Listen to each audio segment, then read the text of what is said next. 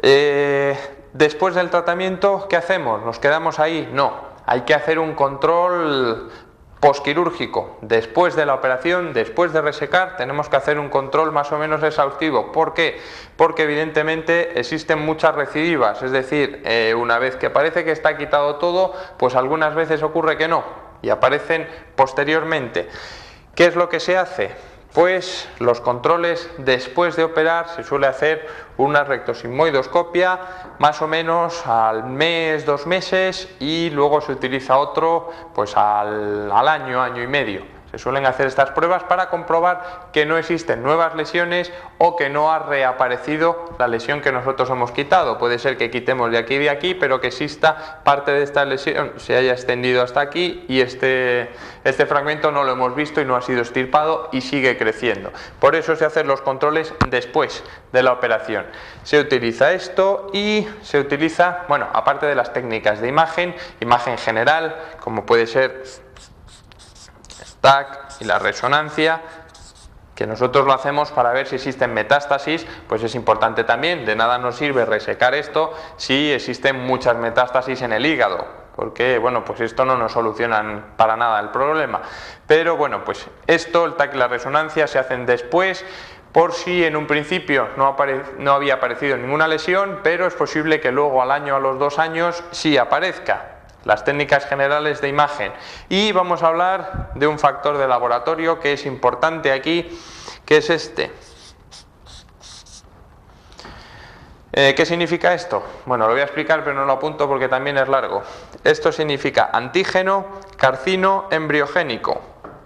¿Qué significa? Antígeno, bueno, el antígeno más o menos sí lo va conociendo todo el mundo, es una proteína. Es una proteína muy especial. Carcino viene de carcinoma, carcinoma que es cáncer, es un tipo de cáncer. Y embriogénico porque es un antígeno que aparece en los embriones, aparece en los fetos, es normal que exista, pero en los adultos no es muy normal, puede aparecer pero no es muy normal. Entonces, cuando aparece este cáncer, en el cáncer colorectal, este antígeno aumenta mucho. No da una fiabilidad como para establecer un diagnóstico nada más que por él, es decir, con una prueba de laboratorio no podemos decir el antígeno carcinoembriogénico está elevado, con lo cual este señor tiene un cáncer de colon, no es posible. Pero lo que sí se puede hacer y se establece una relación bastante directa es en los casos en los que aparecen recidivas, es decir, nosotros tenemos unos valores altos, operamos y quitamos, y estos valores disminuyen. Si al cabo de los meses estos valores empiezan otra vez a crecer mucho, generalmente es señal de que esto vuelve a las andadas. Esto aquí o esto en cualquier otro sitio. Pero bueno, nos sirve como un marcador bastante fiable para el seguimiento del paciente, para ver si ha vuelto a las andadas o no ha vuelto a las andadas, para ver si lo hemos conseguido controlar a tiempo o no. Bueno, pues por último, en cuanto a esto, hablar de la prevención. Prevención primaria, lo que ya hemos dicho, fundamental de la alimentación. Comer menos carne, comer más fibra, sobre todo la fibra, y bueno, pues así manteniendo más sana la alimentación, pues esto se reduce bastante. Eso por un lado, y luego también la detección precoz del cáncer, sobre todo en aquellos pacientes que tienen determinadas enfermedades que pueden ser predisponentes para el cáncer de colon. Enfermedades como por ejemplo la poliposis, que es en algunos casos hereditaria, la poliposis familiar, de algunas otras enfermedades inflamatorias intestinales, como puede ser la colitis ulcerosa o el Crohn, los pólipos, sobre todo algunos pólipos que ya vimos el otro día, los adenomas vellosos, que son lesiones precancerosas, en fin, siempre que ha habido un antecedente o existe antecedentes familiares de este tipo de problemas o con lesiones que puedan ser luego malignizadas, mucho control para establecer un diagnóstico precoz en caso de que en ese paciente aparezca un cáncer. Acabamos con él y nos pasamos a otro punto un poquito más abajo que esto, un punto bastante conocido.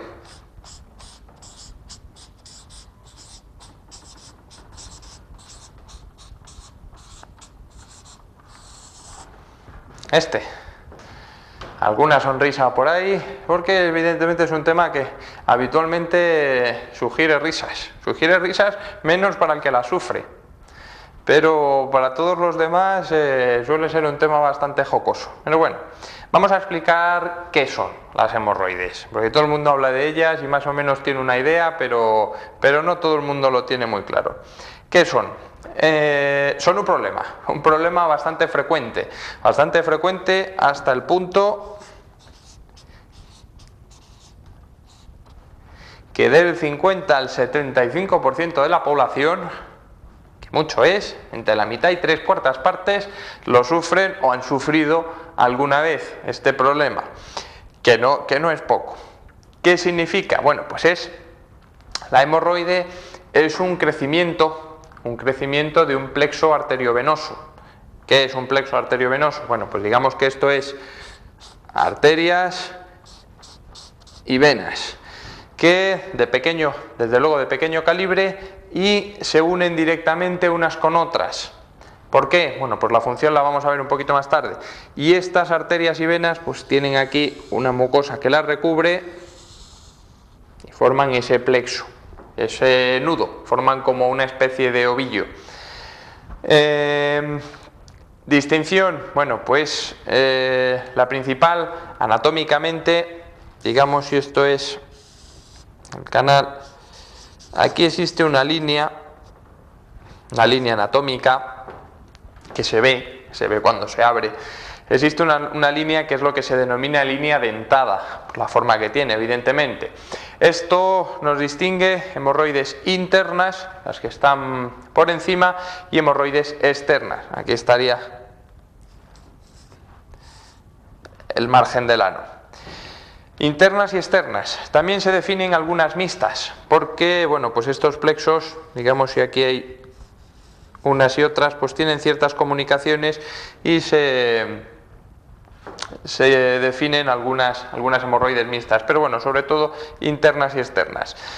¿Qué es lo que ocurre? ¿Dónde se encuentran estas? Bueno, pues tienen varias posiciones típicas. Si nosotros lo miramos visto en este sentido, pues existe una anterior, vamos a ver, una aquí y otra aquí. Una anterior izquierda, que sería esta, una posterior izquierda y una anterior derecha. En algunos casos existen otras localizaciones, aquí y aquí, anterior y posterior derecha. Pero bueno, las más típicas son estas tres de aquí. ¿De acuerdo? Y luego también podemos establecer una clasificación en cuanto a las hemorroides internas según prolapsen o no prolapsen. ¿Qué significa esto? Bueno, pues estas algunas veces crecen y bajan mucho, incluso hasta salir por fuera.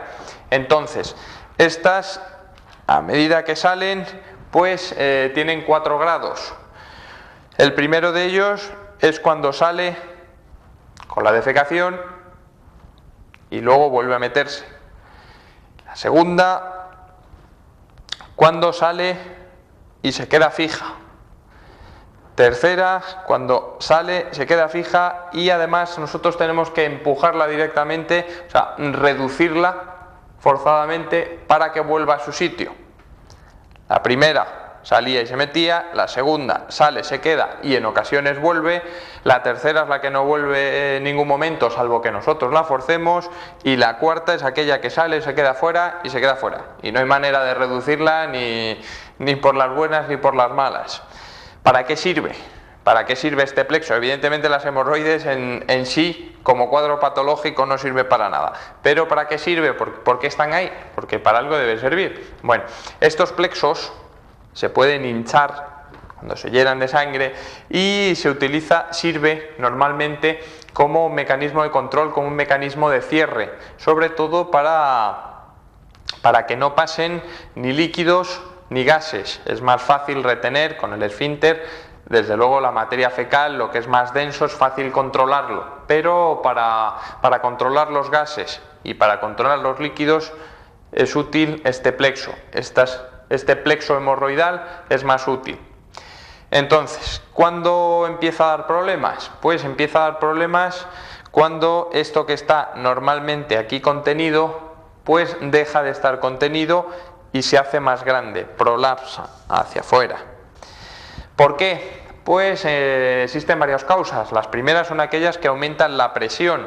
Si esta presión aumenta mucho, esto que está controlado aquí, delimitado por un tejido conjuntivo de fibras, por algún ligamento, incluso por músculo liso, cuando la presión aumenta mucho esto tiende a salir.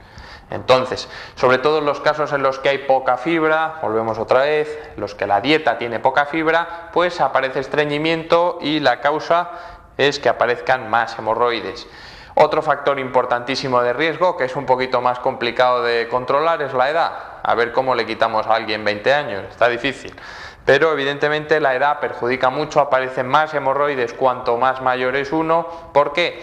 Porque este tejido conjuntivo que controla se hace cada vez más laxo, es decir, cada vez tiene menos fuerza de contención.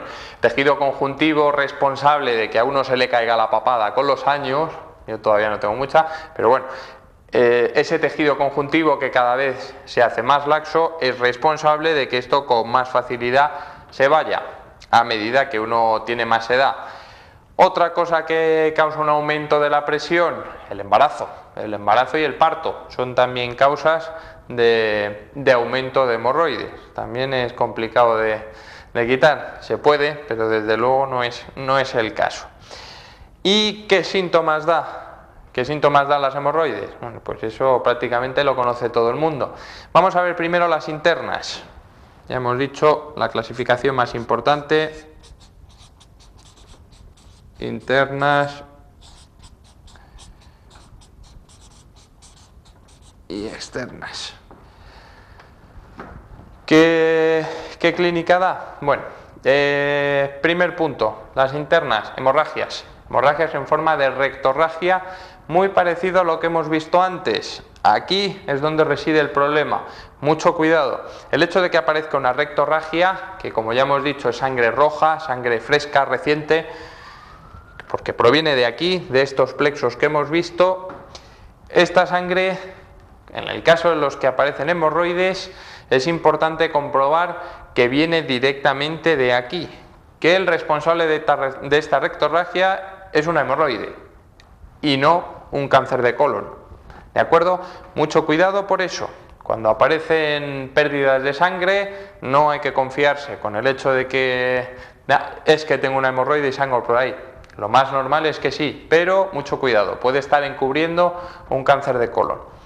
También es posible que, además de la pérdida sanguínea, que duela.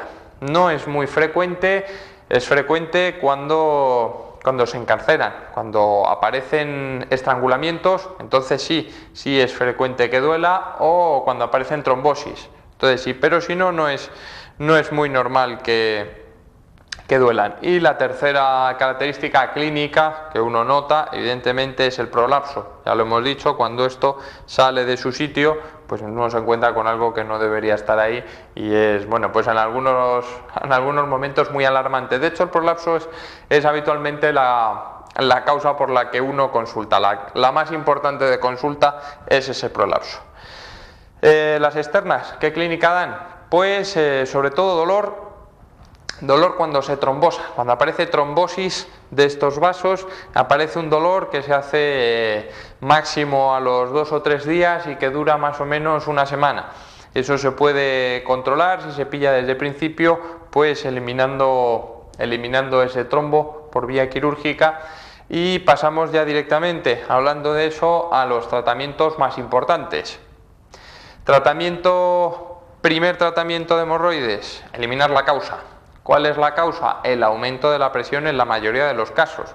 Ya hemos dicho que sobre la edad podemos hacer pocas cosas, sobre el embarazo también, pero no es plan. Pero lo que sí podemos hacer es, incluso en pacientes mayores o embarazadas, es tratar la dieta. Importantísimo mantener una ingesta abundante de fibra para que no existan esos problemas de estreñimiento, no aumente la presión y esto se quede en su sitio. Primero la dieta y los otros tratamientos van quirúrgicos, distintas técnicas, distintas modalidades, pero bueno, que sirven para fijar estos plexos que están saliendo de donde no debe, para fijarlos en su sitio. Y todo el mundo conoce que existen evidentemente cremas a base principalmente de corticoides que lo vuelven a su sitio, vale. Pero esas cremas, cuidado con ellas, no son aconsejables de utilización crónica, de utilización mantenida, entre otras cosas porque pueden provocar infecciones sobre todo por hongos, por esos corticoides locales que están disminuyendo las defensas. Y nada más por hoy, después de un tema divertido para el que no lo sufre y de un tema un poco divertido para unos y para otros, acabamos con el intestino grueso. Empezamos un poquito con los problemas ya de finales de digestivo y seguiremos con ellos el próximo día. Nada más, buenas tardes.